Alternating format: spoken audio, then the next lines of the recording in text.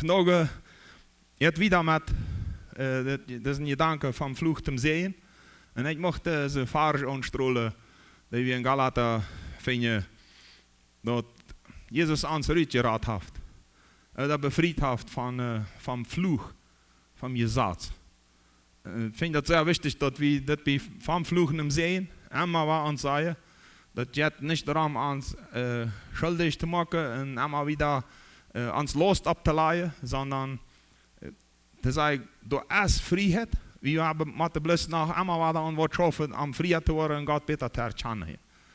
En dat is mijn aanleiding dat we einmal wat ons zeggen, einmal wat zeggen, we willen het hier niet daarom mensen ihre schuld te zetten en te veroordelen, te belasten, ganz twee te maken, sondern wanneer wo wat twee is, dat erkennen en opbouwen met Gottes kracht. En dat leidt van ik zei, schijnt het laatste, go mij niet voorbij, o Heiland, dacht ik, het leeft dat vielleicht een en de andere van vandaag, dat hij je voorbesteedt dat Jezus wat voorbij gaan. Ik weet niet, en wanneer situatie de schrijver dat moet je schrijven heeft. Maar go mij niet voorbij, o Heiland. En dan zegt hij harsh, no mijn gebed. Die is het andere, dat is die roepen. Dat mij ook. En hij zegt, go mij niet voorbij. Maar dan, bij dem gauw door, je valt mij zo, Heiland, harsh, we mijn hart gericht, wils die andere genode, des geven, go mij niet voorbij. En fijn het gebed, en fijn het leid. En ik dacht, dat is wat we vandaag krijgt allemaal wat betonen willen. Door is genode en door is bevrijding, door is reiniging, door is rading en Jezus Christus. En we willen bloß opbouwen. We willen niet naar het treetje in ons schuldig veilen, sondern verwas maken. Voor een dag zien we dat God zijn stemmen ingevoerd heeft in de Hebreeuwse cultuur en eindelijk in alle culturen van de wereld om schutz te geven aan de familie voor de kinderen. Dat de kinderen die ganz klein zijn, baby's die geboren worden, die bruggen schutz, die kunnen zich niet zelfs verdedigen. Die kunnen zich ook niet verdedigen voor de angriffen Satans. En Satan hält voor keinem aan. Hij braucht niet eerst 50 jaar, bevor Satan die verzetje deed, oder ergens een invloed zetje deed in het venster. Bij kleine baby's, bij latere kinderen, Jugendliche, wie ergens wem, wanneer hij maar kan. Wens anders dat een aanleiding dat geen mens werkelijk voor God leeft. En daar reden we van dat, krijgt dus schrijver van dem we dat materiaal hebben, is het voor 150 jaar terug. En er steeds, had nog jeder kind een vader en een moeder. En vandaag en dag zegt hij, en hij schrijft dat materiaal heeft hij al lang teruggeschreven, en zegt hij traf allemaal wat aan. En mijn klasse mensen aan, ze zijn al 30 jaar, ze zijn al 40 jaar, 50 jaar. En dan zie je allemaal nog voor wat ze leven willen. Vind je niet een plaats in deze wereld. Vind je niet klaarheid met ze leven. En dat heb ik feitelijk aangereed. En nu zegt hij dan, topvoeten zegt hij, nu hebben we al 2 generaties in unserem Land, die keine Klarheit hebben wer ze zijn. Oder vele van die. En dat is wichtig dat we ons vragen, wat is onze identiteit, wer zijn we? Wat heeft God voor wat zijn we gemaakt? En voor wat wil het leven? En ik dacht zo, ik mocht extra dafür bidden dat we een bladje ook voor onze gezelschaften, voor ons land, en mocht dat nu goed steunen, dat God ons leiden mocht, namens die een paar doten zeggen wat we in ons land vinden hier in Mexico.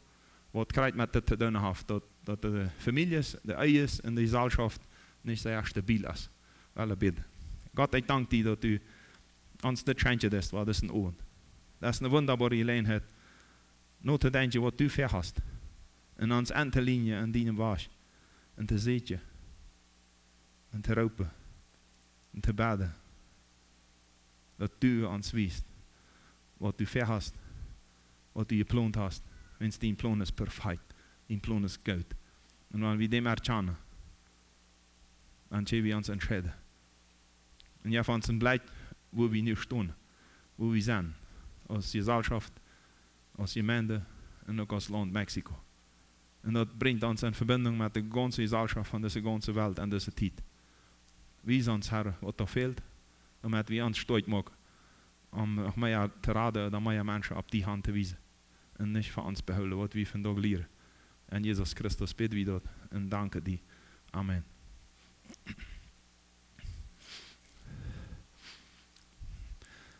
Ich möchte diesen Gedanken vandaag betonen, dass wir haben hier diesen Vers von Jeremia 6,18 al vele Mal gehört. Und ich möchte vandaag bloß das Wort betonen, weil er hier sagt, en Frucht nur dem Wasch. Frucht. Seht. Das ist dasselbe, was wir am Leitag teilweise sagen. Harsch, ne mij, Gott, ich bete, ich schreie die. Und der Vers von Jeremia 6,18 sagt, Frucht nur dem Wasch. Und das meint, du und ich, wie man das selbst sieht, selbst fragen, selbst verwaschen, das nicht. Bloß dann warten. Ja. Und das ist so wichtig, dass wir das sehen und dass Gott uns dann hier, Jesus, wird uns wiesen.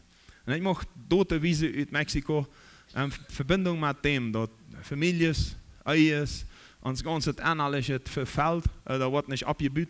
Und wir finden in unserer Gesellschaft dort, dann wo wir, vielleicht kann Gott uns ein Wort geben, ein Verlangen, dann noch das wiederzubringen, dem Sehen, dem wir channelieren als Christen. Und 23 sagt die Statistik, der Statistiker von Mexiko, und 36.200.000 China, da Menores de Edad, von 0 bis 17 Jahre. Auf den 23 sind registriert worden. Ich glaube, ich kann das Land nicht sehr gut, aber so viel als ich, die ganzen lateinischen Länder sind da lang nicht alle registriert. Die kommen dort gar nicht noch. Viele wohnen so weit in der Wildnis, da verstopft wird, gar nicht geteilt worden. Aber es ist 36.200.000 China sind an der 23 registriert worden. 28% von der Bevölkerung. Die in Hort haben für Länder mit dem Evangelium zu beeinflussen.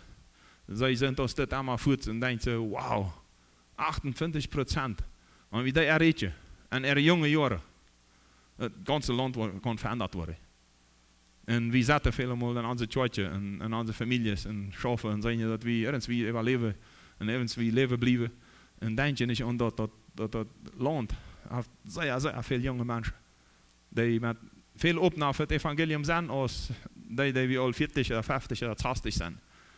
Und das andere, was ich Gianni lehrt habe, bleibt auf Evangelium verbreiten und immer neue Siedlungen. Wenn die irgendwo aus Gemeinde eine neue Siedlung sein, hier die Spiel, dann haben wir Evangelium predigen. Und sie sind viel Aufnahme, als wenn die da all 10 Jahre wohnen.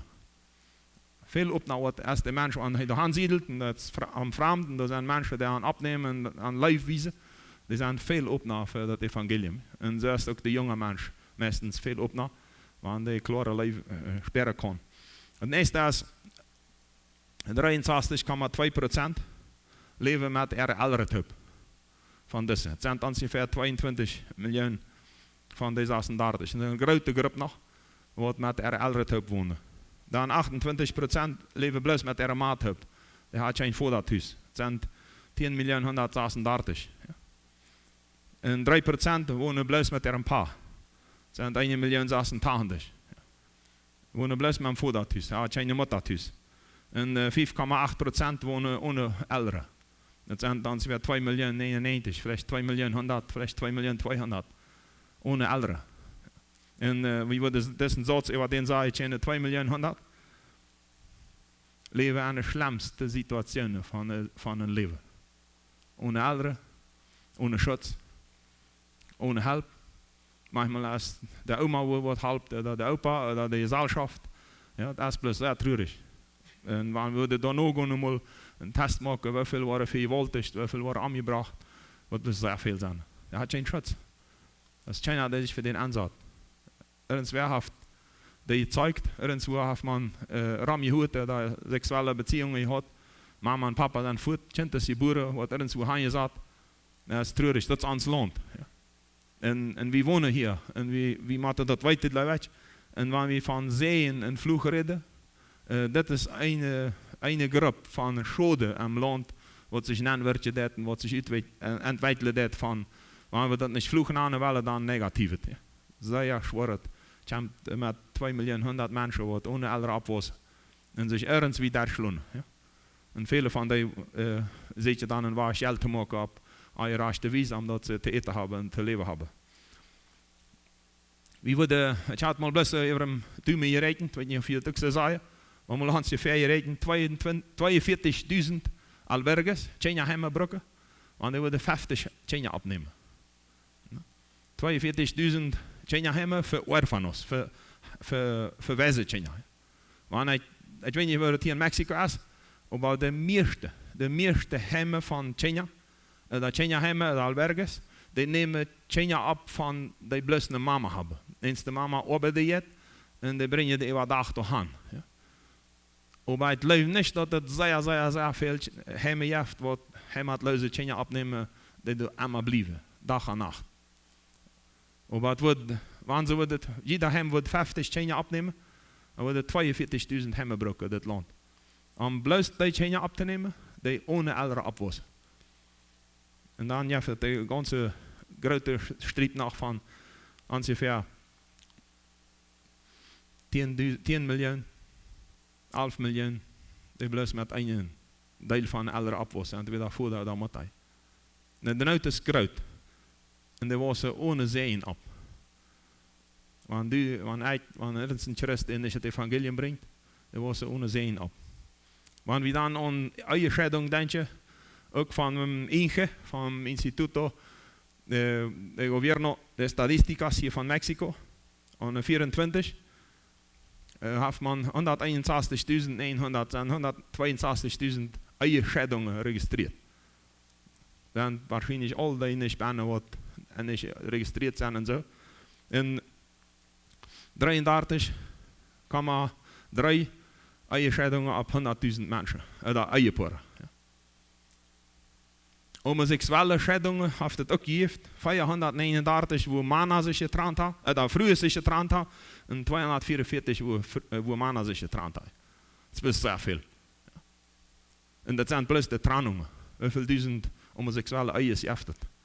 Dat is een, ik wil het zeggen, het is een vloeg dat op Mexico ramt.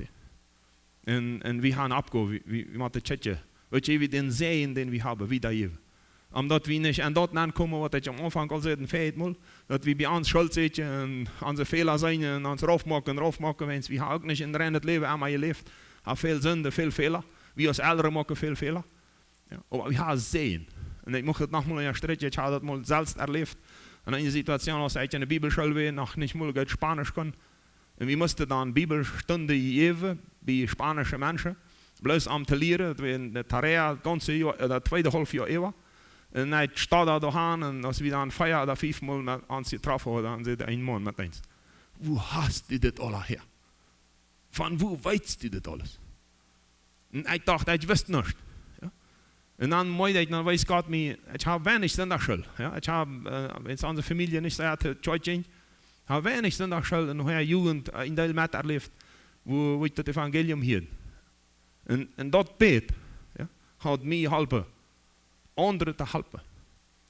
Dat je niet zondagschool, dat je niet de church handen. En hoeveel zijn Jezus, Jugendlichen, en die kennen dat je nu zondagschool. Je weet 100 Mal meer als een 50 jaar Mexicaner die zijn de church handen. Wie weet het? We willen met dat wieder. We willen den zeeën wieder drogen. En nu gaan we nu wieder gaan met deze statistieken en ook nog her met zeeën en van vlucht te zeeën.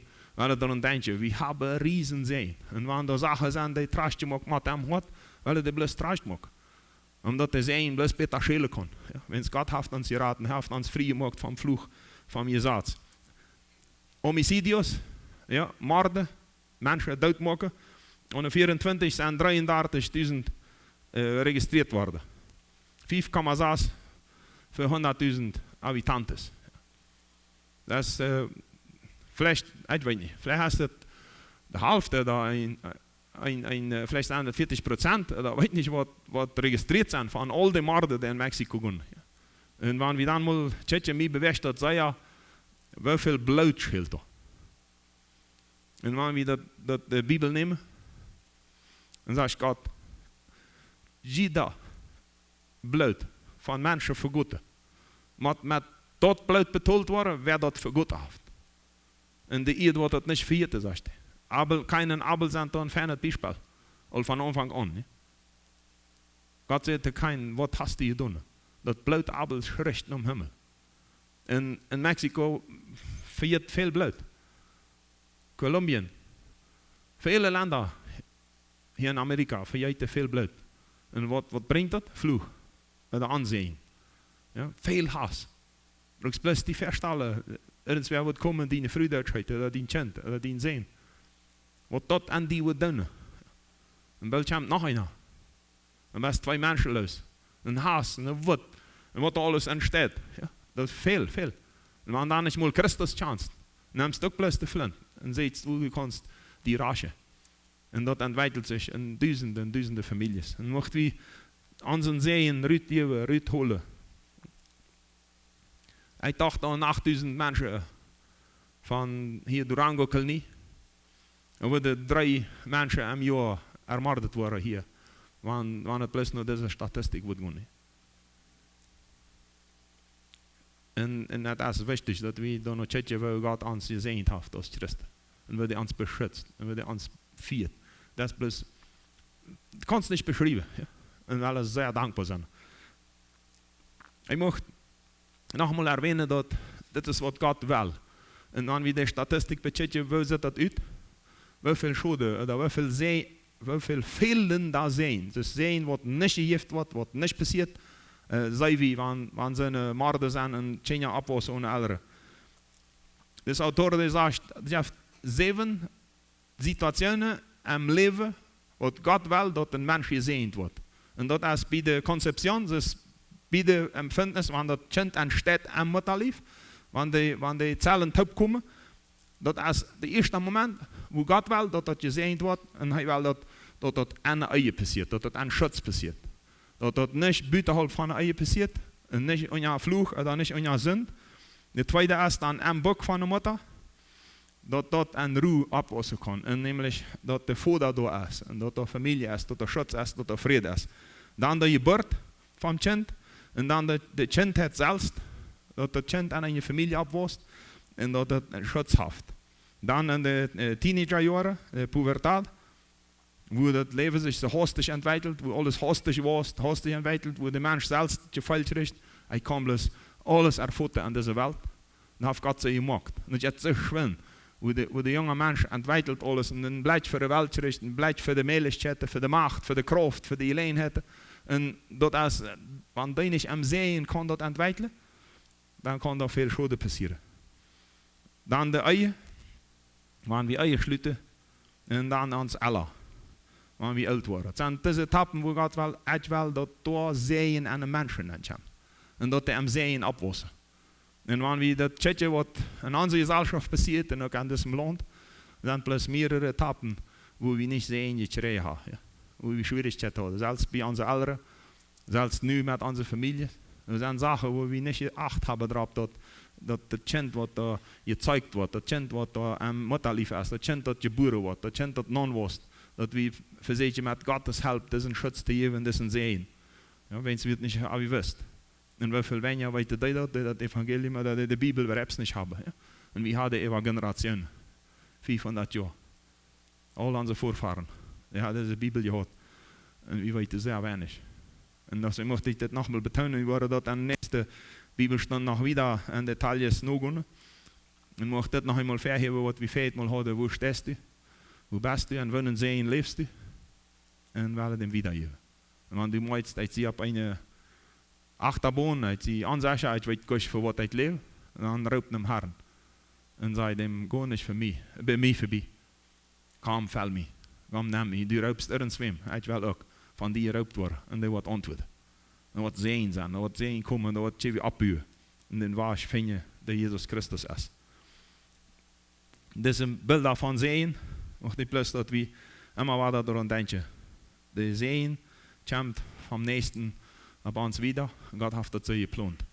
Und möchte wir alle ein sicher zu helfen, dass das Sehen nicht wasch wird, das Sehen nicht verloren wird. Und ich möchte dir eine Geschichte vertellen, die diesen Gedanken mitnimmt, oder mit uns mitnimmt, und die Gedanken von das ist nicht zu laut. Es geht nicht um, dass irgendwer von uns fällt alle. Und bei mir Ich habe nicht dessen sehen, nach Jahren sehen nicht schreiben, bei mir ist es te laut, sondern du hast sehen, und du hast Abbühen, du hast Frieden. Ungläubige Menschen, die Gott nicht kennen, leben ihre Ehe. Und in diesem Fall ist es eine Frau, ein Ehepaar, ist befreit, die Frau ist fremd und wird schwanger von einem fremden Mann, lässt sich Messbild scheiden. Und das Mädchen wird geboren, eine Susi. Und Messbild lädt den Mann kennen. Dat is nog verre geboorte, liet dus een man kennen, en dem namen ze Ed. En Ed wordt dan de vader van dat meisje. Maar hij is eigenlijk niet de vader, want hij gezeigt heeft dat van een andere vader. Maar die was dus dat op en dat trubbelt. En 2 jaar later heeft de man voet van deze vrouw en laat zich weer scheiden. En deze man, die bekeert zich aan die tijd wo hij weggegaan is van zijn vrouw en wordt een pastor. En leert ook een vrouw kennen, een diepgläubige vrouw. En zij bevrijen zich en hebben meerdere kinderen. En deze dag daar was het over bij haar moeder op. En die moeder die heeft ook bald een andere man. Maar aan die tijd wo zij on was, wo zij was dat, liet ze ook God kennen en bekeert zich. En dan zegt ze er een vader. En hij is op de ver, want hij am dat leidt. Maar hij weet niet meer hoe hij zich benemen zal. Hij zegt, du, also sagt er bei sich, aber dort Mädchen, die Susi, die erinnert mich an meine Fehler, an meine Vergangenheit. An meine Scheidung, an mein Leben vorher. Und er weiß nicht, wie der wirklich leben soll. Als Susi 21 Jahre alt ist, dann können sie einmal frischen Kontakt aufnehmen und sie will ihren Vater kennenlernen und mit dem ihre Mutter vorher gelebt hat. En dan, als hij dat dan wel erkent zei, dat hij ook bij een seminar metmaken wil, en dat ze een seminar dan een klas krijgt met deze materiaal van Vlucht om Zeeën. En we ze kunnen Zeeën erleben, wat Zeeën van oudere te kennen is. En zij heeft zich nog maar 6 maanden verhabitueerd. En zegt, daar wil ik ook bij zijn. En met mijn vader, met dem zijn vrouw, wat er niet heeft leeft, we willen dat ook doen. En nemen zij bij de klasse deel. En deze man dat leidde dat, de klasse, hij is een redner van de klasse. Hij zegt, als hij de Susi dan zit, dan zegt hij, oké, deze mens heeft niet veel zin in hem leven erleefd. Dus zei hij dit, heeft de hoor meestens over hem gezegd, hij kan geen mens licht aanchecken, checkt hem maar af, dus wanneer ze zich schämen dat.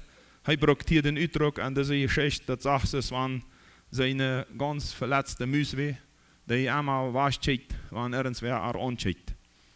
En als hij dan die weet, deze klasse nemen, dan maakt hij als redner dat Ed, dus vader wat al pastor geworden is, wat al 5 jaar heeft met een frisse vrouw, en diepgläubig zijn, zeer beweegt is en blijft op dat krijgt zijn leven, zijn wiedergeven, oder ook boete doen over falsche levens. En hij erkent dan meestal in de eerste paar dagen dat hij in de 7 wichtige zenuwen niet deelgenomen had en ook niet zich daaraan gekemmerd had. In bijzondere wijze als Susi geboren werd en wo hij nach 2 jaar met haar, wo hij eindelijk de vader was. En dan maakt hij ook dat hij aan zijn ene leven had hij dan niet erkend. Dat God werkelijk tijden heeft wo de mens gezegend worden, dat beschützt worden zal. En hij moet dat uitbrengen, dat is zijn. En hij brengt hier klaarheid aan mijn dochter te zijn, aan mijn kinderen te zijn. En we hadden dan, zegt hij, in de klasse ganz te laatst, hadden we dan families eingeladen. En hij zegt, we hadden te laatst een programma hebben, waar we extra gelegenheid hebben, waar ouderen ihre kinderen zijn kennen, dat kinderen ihre ouderen, waar dit gepraktiziert worden kan, waar ze beden kennen voneinander. En dan zegt hij, heeft een bijzondere wijze een diepet aanleggen met zijn dochter Susi te redden. En met haar einfach dit ganze Dersch te redden. En dan zegt hij deed boezen. Während zij dat programma uitmaken en dat verlezen deden, bidden deden, hij nog aanleidingen gaf als redner voor deze klasse. Dan bad hij Susi dat zij naar hem komen zullen, dat hij naar haar komen kan, dat hij hun voor haar bidden. Hij wil haar eerst om verzeihing bidden, om veel zaken. En Susi die heeft reageerd aan Sie hat Angst, wenn sie sich sehr verletzt von ihrem Vater, verloren, allein gelassen, sie weiß gar nicht, ob sie das überhaupt will. Aber sie leidt das tau. Und das sind mehrere Familien. Mehrere Familien nahmen diese Gelegenheit wahr. In jeder Familie saß sie am Kranz und redet die Sache durch. Und das, hier beschreibt er dann die Situation von Ed und seiner Tochter Susi. Er sagt zu seiner Tochter, Susi, ich sehe kein Vater für die gewesen. Ich habe ein selbstsüchtiges Leben gelebt. Ich habe bloß an mich gedacht und nicht an deine Fehler. Ich habe mich niemals daran gekümmert, über die wirklich gehen. In diesem Moment fängt Susi an zu heilen, ohne sich zu kontrollieren. Sie können sich bloß nicht kontrollieren am Heilen. Und der Vater sagt wieder, als du geboren warst, wirst du von deiner Mutter und mir nicht geplant. Wir dachten bloß an uns selbst. Ich weiß, ich möchte dir das Gefühl gegeben haben, dass du angewollt bist und angelebt. Aber Susi, Gott hat mir gewiesen, dass wir die nicht geplant haben, aber Gott hat die geplant. Du bist kein Anleid oder kein Accident. Du sollst so das annehmen, wenn du sollst sein. Gott hat die gemacht. Und er sagt wieder, als du dann ein kleines Mädchen wirst und deine Mutter an dich ans Schädel leiten, musst du die sehr verloren und angelebt gefällt haben. Du brauchst einen Vater und ich bin nicht für dich da. Bitte vergib mich. Ich habe so viel Anrecht getan. Als du dann geraten warst, muss ich dich vermittelt haben oder zu verstehen gegeben haben, dass ich mich mit dir schäme. Ich bin so egoistisch. Alles, was mir wichtig wäre mein Beruf, meine Arbeit und mein Dienst. Ich habe mich nicht am dein Hort gekümmert. Das wäre so falsch von mir. Vergib mich. Und denkst du noch daran, an deinen 8. Geburtstag, als ich dir versprach, die mit einem Riede zu nehmen, mit einem Pietriede mitzunehmen, und ich dann aber dringend nach die Gemeinde musste. Ich habe es niemals neu geholt. Du musst dir gefällt haben, dass mir alles andere viel wichtiger wäre als du. Und das ist so falsch von mir. Bitte vergib mich. Er ging das ganze Leben durch von seiner Tochter. Er hat Buße über alle Sachen, die Gott am gewesen hat, wo er seine Tochter um Vergebung beten soll. So sie hielt, und sie brachte es meist nicht über ihre Lippen, zu sagen, Papa, ich vergebe dich. Als er 15 Minuten lang Buße getan hat, fängt er an, seine Tochter zu sehen. Er sagt zu seiner Tochter ungefähr das. Liebling, ich weiß, dass ich dir die meiste Zeit von meinem Leben, dass ich viel gegeben habe, oder von deinem Leben, dass ich viel gegeben habe, dass du nicht sehr wichtig für mich bist. Oder dass ich mich sogar mit dir schäme.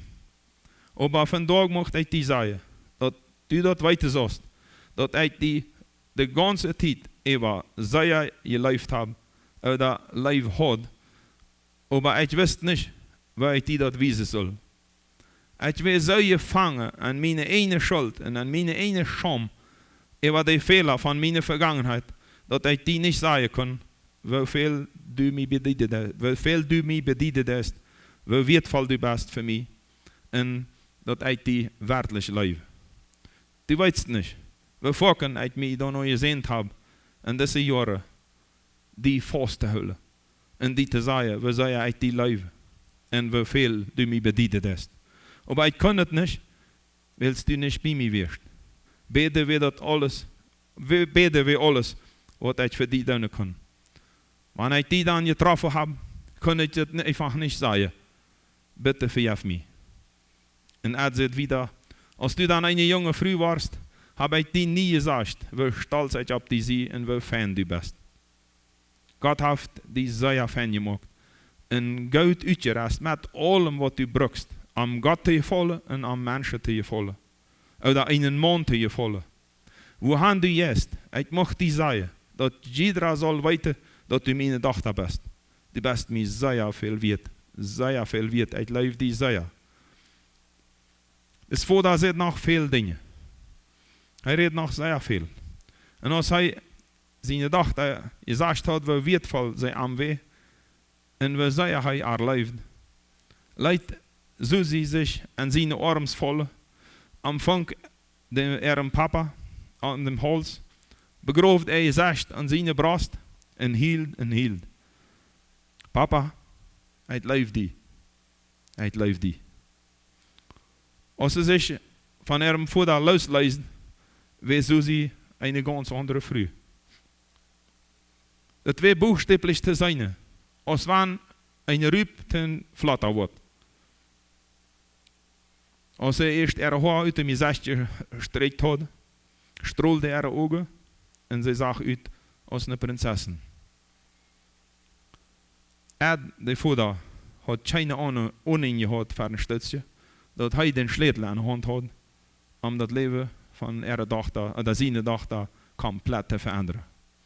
Er hat bestätigt mir, dass ich das schreibe, Lothar per Brief, und er sagt, dass ich Buße deed und meine Tochter um Vergebung bat, und das ist den Segen, den ich ihr gegeben habe, als selbst wird, so sicher geworden. Und sie lebt ein ganz anderes Leben und hat eine andere Richtung in ihr Leben. Ohne te moeite hat mit seinem feiert Leben einen Fluch auf seine Familie oder die Botschaft von Satan und Susi vermittelt anstatt die Botschaft von Gott. Wenn die Mure, von denen wir geredet haben, die eine eigene Familie sind oder am Tschenja der erste Familie, wenn die Mure bloß Ruinen sind, alle Töpfe fallen, dann vergunnen sogar Pastoren ihrer Familien und Mangel und Erkenntnis. Und wie Pastoren, wie Leiter, Mitarbeiter und Gemeindes, vergunnen auch, wenn wir das nicht ernst nehmen. Ich kann nicht, wir kennen nicht, irgendeinen Beruf oder irgendeine Abgabe oder irgendein Yamado von Gott nachfallen, ohne zu beachten, wie Gott das will, dass wir in Familie leben.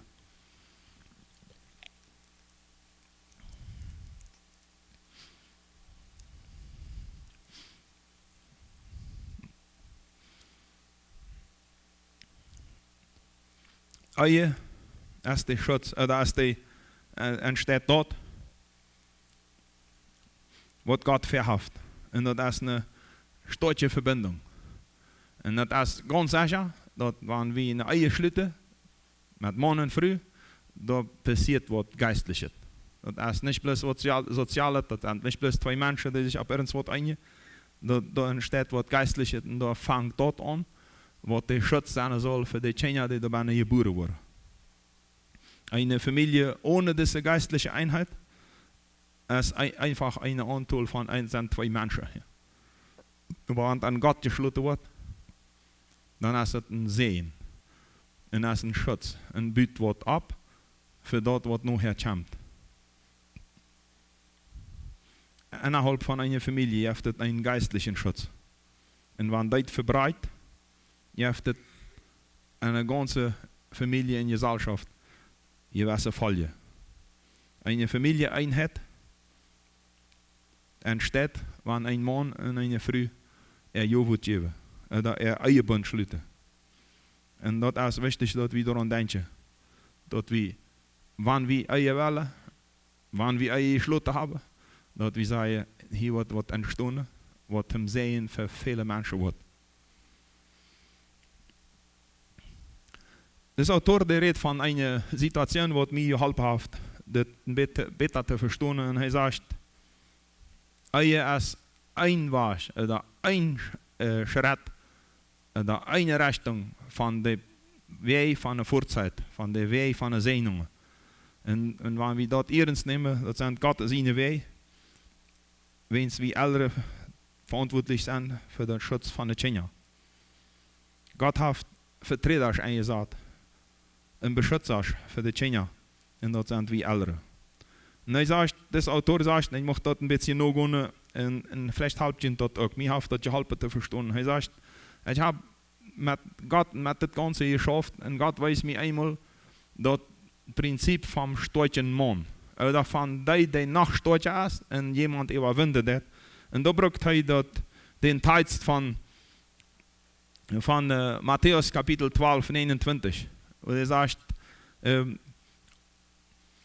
wo kann ein Mensch oder wer in ein Haus von einem Storchen eindringen, in dem sein ganzes Haben Geld rüberrebern, wenn nicht vorher dem Storchen bindet. Ja, der muss stolz sein und der muss gebunden werden, damit er das alle kann uitriemen, was an dem Haus ist.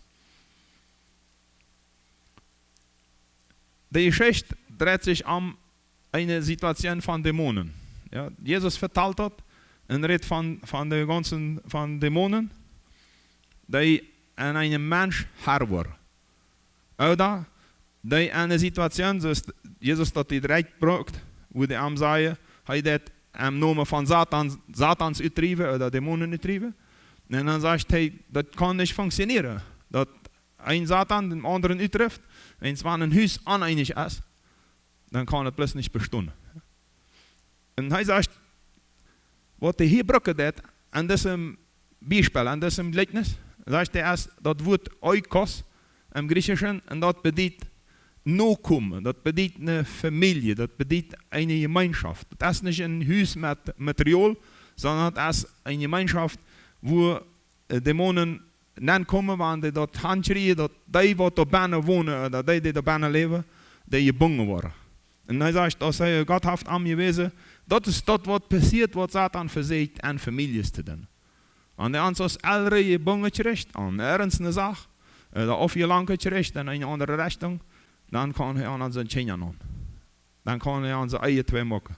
Und er sagt, bevor ich das verstanden habe, dachte ich immer, das wäre viel zu brutal, was Gott im Alten Testament sagt. Das wäre Ehebruch begeht, maar Deutsch gemacht worden.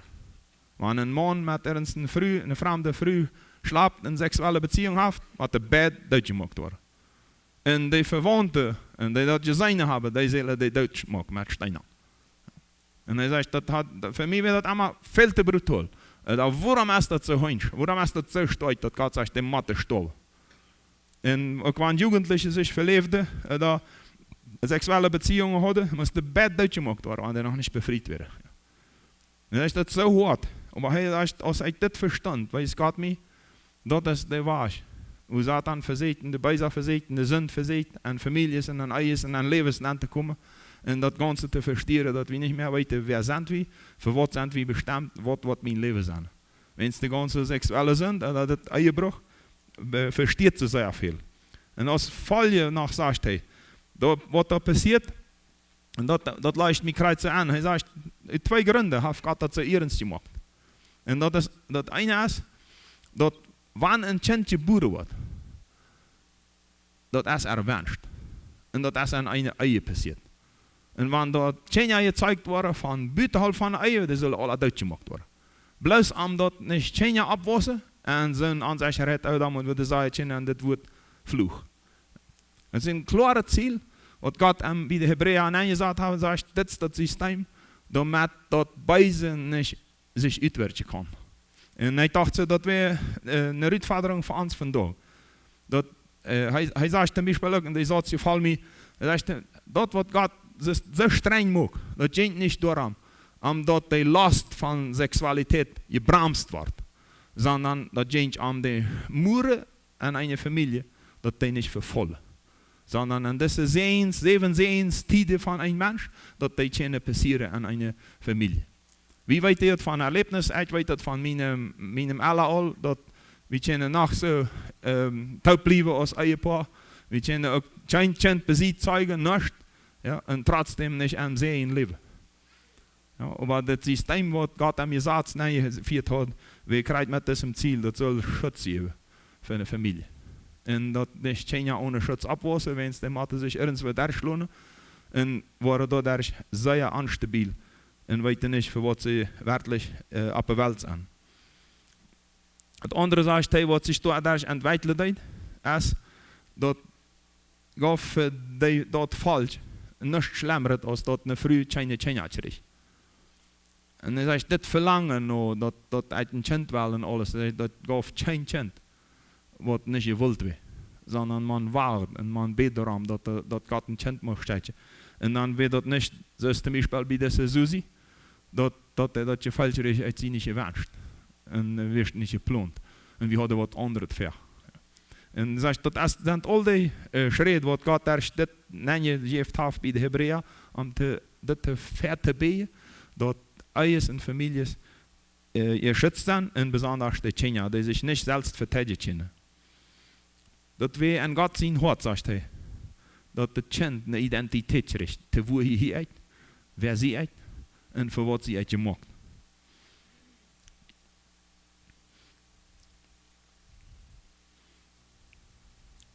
Er sagt, wenn wir dort darstellen an Kulturen, die in der Richtung gelebt haben, da ist es bloß allmählich, dass Eltern irgendwie das Kind das Gefall geben, wie wollen die nicht. Und dass ein Kind, dass irgendwo was hier, dass die Besten nicht gewünscht, oder die besten Kind von besieht, oder die besten Fluchtkind. Von da schon Tag sagt er, de Folge, en hij vergelijkt dat met de Gesellschaft in Amerika. Dan zegt hij, er zijn zoveel depressionen, angst, uncontroleerde Zorn.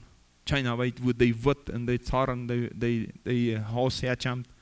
Begierde, Lust, wo man selbst nicht weiß, wo habe ich bloß eine negative, viel schlechte Begierde und Schuld. Und danach bovenop veel dämonische Uitwerkungen und Anfindungen an eigen families en aan China. Gott heeft dat niemals gewollt, sagt hij. Dat irgendjemand an seine Lust leben soll und sich entwickeln soll. Sein Plan wir sehen. Sein Plan ist, uns von Tag noch zu sehen und dann an eine Situation wie abgewassen sind. Und von daher möchte ich das nochmal betonen. Weil ich hätte wo stehe. Und weißt du, wo du bist? Was wo du bist? Wann sehen du hast? Da wo viel und was du wiedergeben kannst. Und dass du nicht nur noch schaust, wo ist alles schlecht in meine Vorfahren, meine Großeltern und meine Eltern, sondern was habe ich von sehen. Ich habe mit mehreren Männern auch hier geredet, auch sonst in meinem Leben. Und einmal war kommen wir ab das, wo wir in unserer Jugendzeit bei schlechten Situationen von unseren Familien, wo wir unsere Eltern gehasst haben, wo wir Eltern nicht können annehmen, wo wir uns wünschten, ich habe hier ein paar Mal vertelt, ich wir hier an eine andere Familie abgewassen werden, dann wird mehr mit mir. Und dann sind wir viele Mal der Stadt, dann dort gekommen, wo Gott uns alle 4 Tage für uns mir und ich habe viele Mal mitgeteilt. Wie viel sehen man direkt in seiner Familie erleben kann, bloß wenn es das Evangelium da ist. Das ist eine Gesellschaft, das ist eine Gemeinde, das ist ein paar Gemeinden, die das Evangelium verkündigen. Und man ist manchmal hier in der Sünderschule, und man manchmal da, und man kann mitnehmen von dem Evangelium. Wie viel Kulturen was ab, ganz darunter. Das andere ist, was ich einmal was in meinem Leben, mein Vater war sehr strikt daran, weil wir daran auch nicht rein gelebt haben, aber nicht leben und schaffen. Und wenn dann Menschen bescheid, die daran kein Wert sein, das ist ein ganz anderes Leben. Da ist noch weniger sehen als ein irgendwas anderes, wenn wir nicht bereit sind zu arbeiten, zu schaffen, uns anzusetzen, zu schweiten für eine Sache, zu opfern für eine Sache. Und dort noch ehrlich, nicht noch versichern, dort der Schleie in zwei Hand zu kriegen. Das sind viele Sachen, die wir, wenn wir checken, was wir uns noch schämen, dass wir unsere Eltern gehasst haben, oder dass wir sie, ich habe am liebsten meine Familie verwünscht. Und das, wenn es das so neidisch, dass wir einmal was sehen, was Gott uns mitgegeben hat. Und wo das Evangelium ist, da wirst du sie einfinden. Wir brauchen bloß unsere Geschichte von 500 Jahren zurück, wo diese Gemeinde Sorte entstanden, die evangelische oder die Anabaptisten. Was ist an den 500 Jahren nicht alles passiert? Gemeindespülung und Zank und Sünd und Predigers und Letters und andere Eltern und Voders. Ja, haben bloß fürchterlich schlechte Sachen getan. Und das sehen trotzdem. Wenn es das Evangelium dann reinkommt. Das Evangelium, das ist so sehr stark. Das selbst unsere Sünde, das nicht alle abhüllen können. Aber der andere Seite möchte ich mitmachen, dass wir da nicht checken, wie wir das sehen für mir. Wie wir das sehen an anderen Menschen anleihen. Und die man uns selbst entwickeln lassen, dass Gott sagt, du mehr. Ich will lernen, ich will verändern, ich will auch unterstehen, wenn ich von meiner Familie einen Denkort mitgekriegt habe, der nicht am Sehen ist, ich will das bloß loswerden. Ich will so denken, als du wirst, En dat, wie dat zei je met Paulus, we hadden zijn Christi. Dat denkje Christi.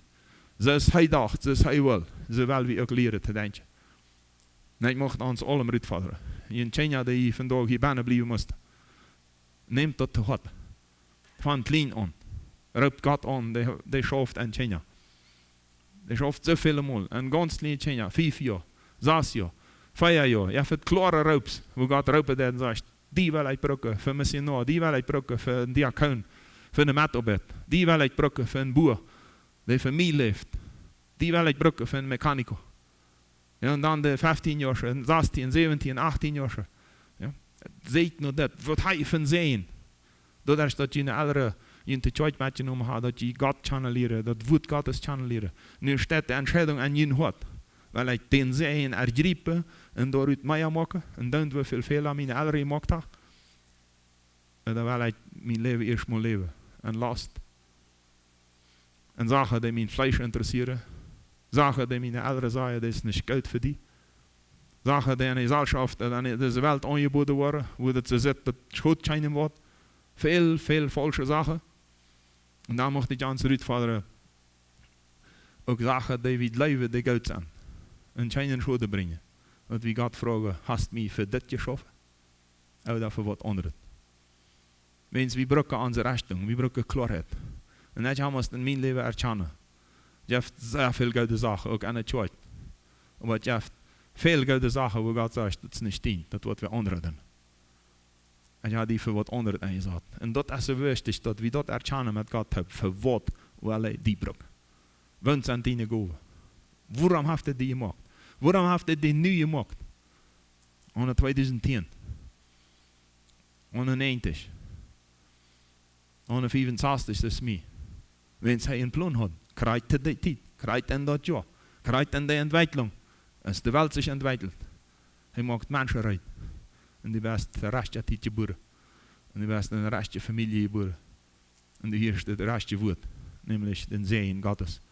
Voor die leven en voor deze wereld. En hij wordt nog groter tuinen daarschend, aanjend en metjend. En daarom mocht ik bidden. Voor de hemel, dat is wonderbaar. Dat we zegen hebben. Du hast über onze zonde waschetjes en hast ons gezegend. En du hast onze zonde met die napgenomen op een kruis en hast alles betaald. En hast ons vrij gemaakt van vloeg. Dat het je zaad bracht en dat het je zaad wijzen dat je kan China zichzelf raden. En China woordje en niets. Schaf je als mensen alles te compleren wat du voor hast. Maar du hast Jesus geschickt. En Jesus, du hast alles uitgevoerd. En dat is niet eenmaal beziet je klinkt. Dank. Dank dat u in leven gafst en dat we nu aan die geraakt worden. En zegen hebben. En dat u onze zonde niet talst. Sondern verjefst. En ons reinigt van alle ongerechtigheid. Nu bid ik die Heer. Leid ons en wijs ons, want ons opgewezen. Dat we een goede wie hebben dat we de aanzetten. En leid ons je danken. Onze geest. Ons hart. Dat we erkennen. Wat we in deze tijd. Dit karte leven dat hij ons juist doen. Damit we dat doen. Wat hij ons gemaakt heeft. En dat we geen den plaats wegnemen. Geen im Stich staan. Sondern dat jeder einzelne zijn goede aanzetten kan. En dat die niet meer de was deed. In de wereld. Allemaal bloos dit land Mexico. Met al die falsche ontwikkelingen. En al die blindheid. En al die blootverheid. Dienen zij in hier kan. Daar is ons. En wanneer is daar ons, dan daar is andere. Maar dat we daarheen doen. Dat met die zeeën uitgeleefd wordt, je predigt wordt. En vrije leeft wordt. Dat andere zijn wat zijns leven is. En wat een leven is ohne zijn. Ik bid die voor de eiers en families. Ik bid die voor ons voordat een bijzondere wijze dat we moed hebben. Op te staan. Voor de waarheid. En voor die recht. En voor die schutzmaßnahmen. Die zekerheid die je gepland hast. En eigen familie. En een schutz voor onze kinderen. En een schutz en zegen voor onze vrouwen. Dus die je zegt hast. En zegt. We zullen onze vrouw leven. Zoals du die mensen leeft. Voor de help ons. En leer ons dat. Dat met deze leven. Nooit geleefd worden kan bij onze kinderen. En die dat erkennen en kennen leren wat leven is. En je zijnd worden door daar en nog een stootje uit je leven kennen. En besonders de jongens. Dan u daar ons mannen en jongens grote dingen deed, wens u ons de opgegeven hast. Te schützen, te verwolten en te leven. En zo zijn ook de vrouwen. Dat te herkennen wat u wist. Met een eigen, een vrouw en een moeder. En met ze vallen gans en die leven. En vallen gans is die handgeven. En zich in je armen kennen. Er mannen. En dem Rome, we doen dat wist daar. En alle kinderen die hier zijn, dat is zijn dienaar. Dat ze elke ere, dat ze achten en dat ze het leren. En leven het herstolten en je dienen vorst. En dienen leven en dienen genode. En zo dank wie die Herr. Du heerst ons. En we roepen die aan, dus we eerst ook am luid zongen. Hier naar ons wat, we schrieën naar die. Wens we brücken help. We brücken maar je kracht. We brücken maar je zijn.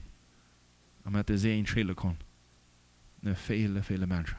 En aan Jezus Christus loof we die, prijzen die. Wens ons leven is aan die. En ons leven wat niemand ophieren. En die te zijn. Wens die ons je raad hast.